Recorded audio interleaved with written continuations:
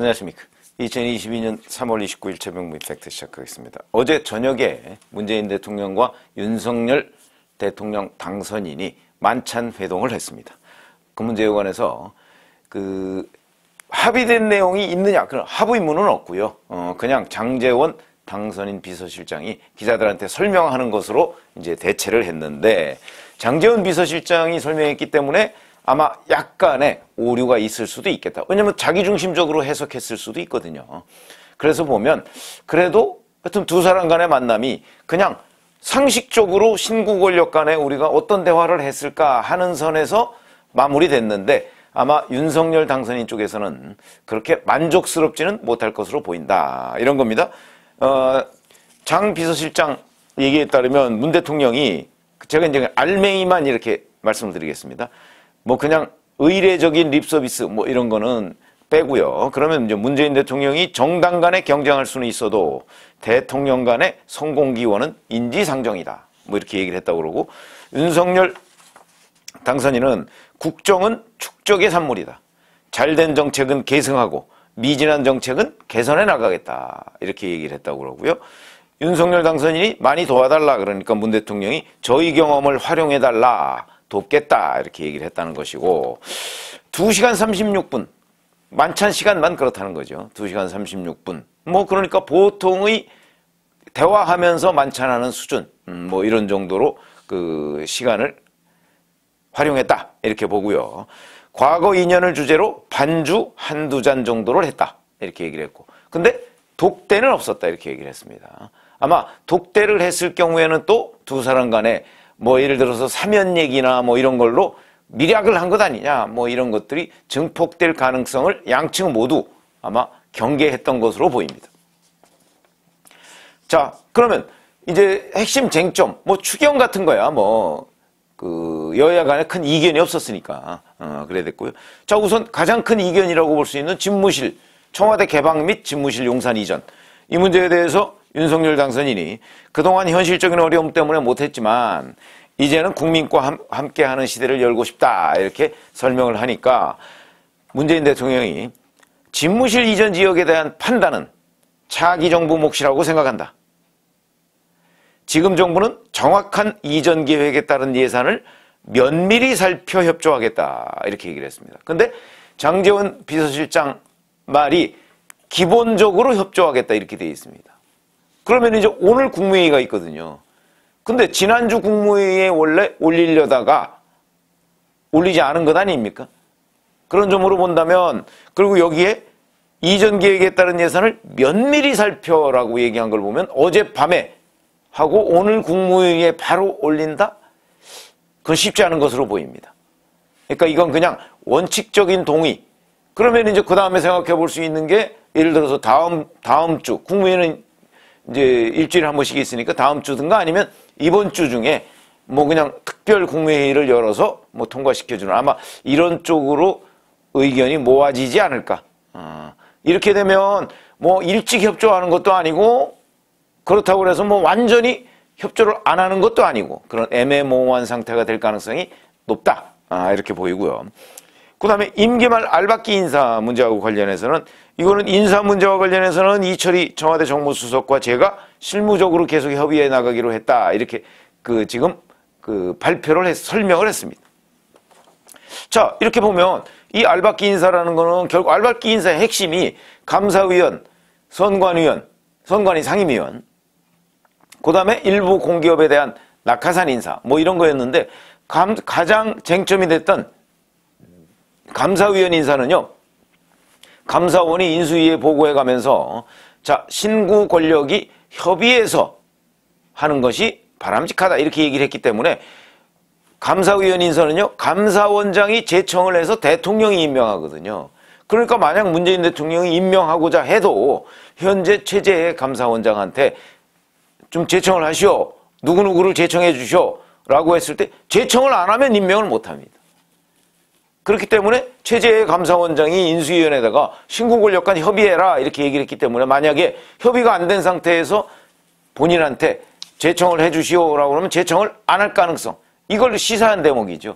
그러니까 이제 문재인 대통령 혼자 마음대로 할 수가 없게 됐다. 그래서 자연스럽게 정리됐다. 저는 이렇게 생각합니다. 그래서 걸림돌이 하나가 제거가 된 거죠. 또 이제 사면 문제가 걸림돌이라고 그랬는데, 이게 이제 윤석열 당선인의 최측근인 권성동 의원에 따르면 이건 뭐 제거됐다 이렇게 얘기를 했거든요. 제거됐다는 게 무슨 의미인지는 정확하게 잘 모르겠습니다만은 제가 보기에는 안 하는 걸로 정리된 것 아닌가. 왜냐면 지금까지는 그 윤석열 당선인 쪽에서는 이명박 전 대통령 사면을 문재인 대통령이 결자 해지해달라 이런 거였고, 문재인 대통령 쪽에서는 김경수 전 경남지사에 대한 사면을 적어도 약속을 해라. 그러니까 윤석열 당선인이 취임하고 나서 내가 MB 사면 해줄 테니까 그러면 당신은 김경수 전 경남지사 사면을 가까운 시일 내에 해줄 것을 약속을 해라. 그 부분이 합의가 안 됐다. 뭐 이런 거였거든요.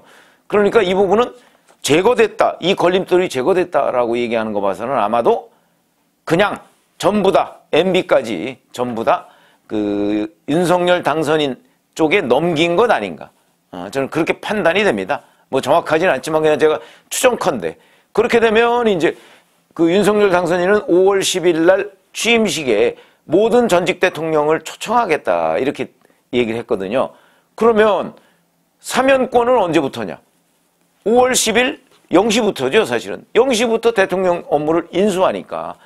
그러니까 5월 10일 0시 그거와 동시에 혹시 사면하고 오전에 할 수 있는가? 그거는 좀 법률적으로 아마 검토를 해봐야 되겠는데 윤석열 당선인 쪽에서 그런 문제까지 검토를 하지 않을까?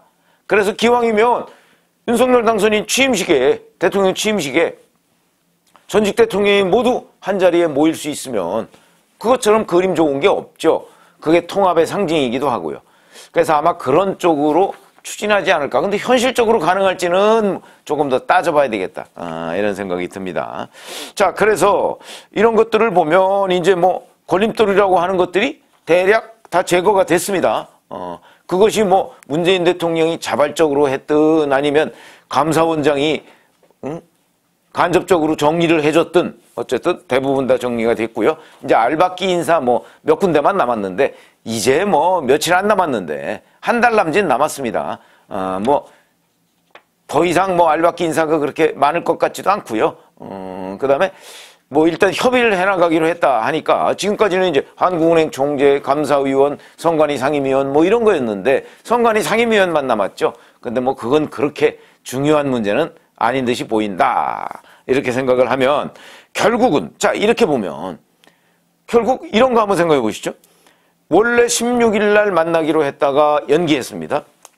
그러다가 21일 오전에 박수현 국민소통수석이 라디오에 나와서 자 집무실 이전 문제를 비롯하여 여러 가지를 협조하겠다 이렇게 얘기를 하더니 갑자기 21일 오후에 국가안전보장회의를 문재인 대통령이 직접 주재하면서 자 안보 공백 이게 우려된다. 그리고 지금 시작해서 5월 10일에 용산까지 가는 거는 무리한 면이 있어 보인다. 똑같은 박수현 국민소통수석이 오후에 이렇게 기자들한테 공개를 했습니다. 그러면 오전과 오후 그 몇 시간 만에 도대체 무슨 일이 있었는가? 그거는 제가 이제 그 유튜브를 별도로 해드렸는데 저는 당에서 민주당에서 MB 사면 문제들을 비롯해서 여하튼 이 문제를 좀 보류해달라. 왜? 지지층 이탈을 막으려고. 왜? 그건 역시 지방선거를 앞두고. 전 그렇게 말씀을 드린 적이 있었는데 그랬던 것이 아닌가 저는 지금도 그렇게 생각을 합니다. 왜냐하면 박수현 국민소통수석이 오전에는 협조하겠다고 했다가 오후에 협조 못하겠다. 그러면서 안보공백 얘기를 했었거든요. 아니 안보공백이야. 이전하는 쪽에서 충분히 국군통수권이 그때 5월 10일부터는 윤석열 대통령한테 이전되기 때문에 거기서 걱정할 문제죠. 그러니까 어제 그 모임에서 나왔다는 이겁니다. 바로 아니 기본적으로 그 집무실 이전 판단은 차기정부 몫이죠. 그런 점으로 본다면 어제 회동의 결과는 우리가 상식적으로 생각하는 정도의 결과가 나왔는데 그럼 그동안에는 왜 이 똑같은 문제 가지고 그렇게 그 시비 논란거리를 삼았느냐. 그렇게 보면 결국 목리의 문제였다. 저는 그렇게 보는 거죠. 왜? 그건 이제 양쪽이 서로 상대방 측이 그렇다 이렇게 얘기를 할 수가 있는데 객관적으로 보면 문재인 대통령 쪽의 몽리였죠. 왜냐면 아니 집무실 이전 지역 어디로 할 것인가? 이거는 윤석열 당선인 차기 정부 몫이죠. 본인도 그렇게 어저께 얘기하지 않았습니까? 다만 거기에서 안보 공백을 메울 책무? 그것도 당연히 차기 정부한테 있죠. 문재인 정부는 안보 공백이 없도록 해달라라고 요청은 할 수 있지만 그것 때문에 협조를 안 할 이유까지는 없었다는 거죠. 왜냐면 오전까지 21일 오전까지는 협조하겠다고 했으니까. 근데 오후에 갑자기 바뀐 것 이런 것들이 이제 몽리다. 그러면 문재인 대통령 쪽이 몽리를 부릴 만한 이유가 있었느냐? 저는 그 이유도 일부 있기는 했다. 이렇게 생각을 합니다. 그게 바로 뭐냐면 청와대 회동을 앞두고 윤석열 당선인 쪽에서 계속 이명박 전 대통령 사면을 얘기를 했습니다. 물론 전제는 사면은 대통령의 고유 권한이다. 그러나 윤석열 당선인은 문재인 대통령을 만나서 건의할 생각이다. 그것도 뭐 얘기를 할 수는 있지만 그걸 그렇게 막 떠벌릴 일은 아니다. 왜 떠벌렸을까? 결국 윤석열 당선인 주변에 MB맨들이 너무나 많았다.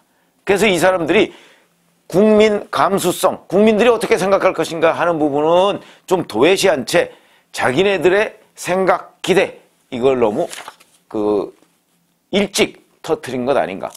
그 중에 하나가 권성동 의원이 MB 사면을 김경수 전 경남지사와 같이 세트로 할 것이다. 100%다. 자기가 100%인지 어떻게 아느냐.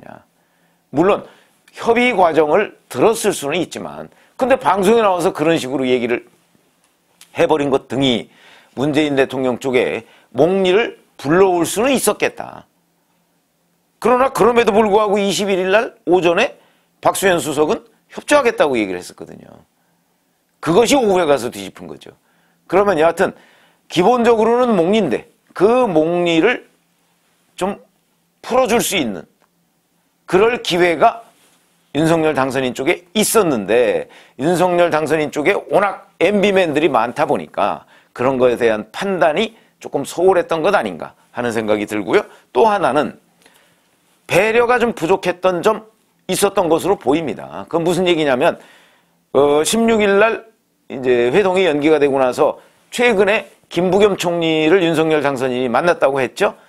그래서 김부겸 총리가 이 중간 다리를 놔준 것 아니냐 이제 정치권에서 그렇게 분석을 하는데 제가 보기에도 그 말이 맞는 것 같습니다. 왜냐하면 만난 이후에 윤석열 당선인 쪽에서 자연스럽게 문재인 대통령 쪽을 배려하는 듯한 얘기가 나왔거든요. 그게 바로 지금 어제도 얘기했지만 그런 겁니다. 잘된 정책 승계 뭐 이런 거죠.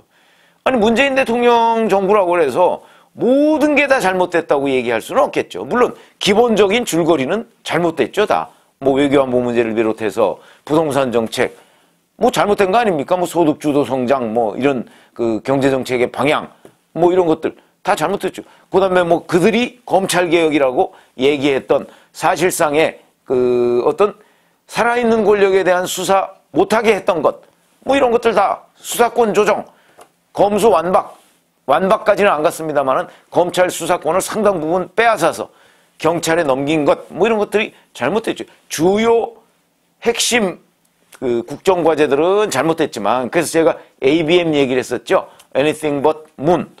문재인 정부가 한 것은 그걸 빼면 어떤 것이든 우리는 할 수 있다. 뭐 이런 건데 뭐 어제 김은혜 당선인 대변인은 뭐 그런 건 아니다 이렇게 얘기를 했지만 뭐 그건 현실적으로 지금 그렇게 가고 있는 것 아닙니까? 임대차 3법까지 폐지 뭐를 검토하겠다 이렇게 나온 거 보면 그러나 그 외에 자잘구레한 몇 가지 뭐 그런 정도는 충분히 립서비스성으로 배려할 수가 있었는데 그런 부분이 좀 부족했다. 근데 최근에 한 2, 3일 전부터 윤석열 당선인과 윤석열 당선인 쪽에서 그런 얘기들이 나온 것을 보면 아마 김부겸 총리가 윤석열 당선인한테 만났을 때 그런 얘기를 한 것으로 보인다.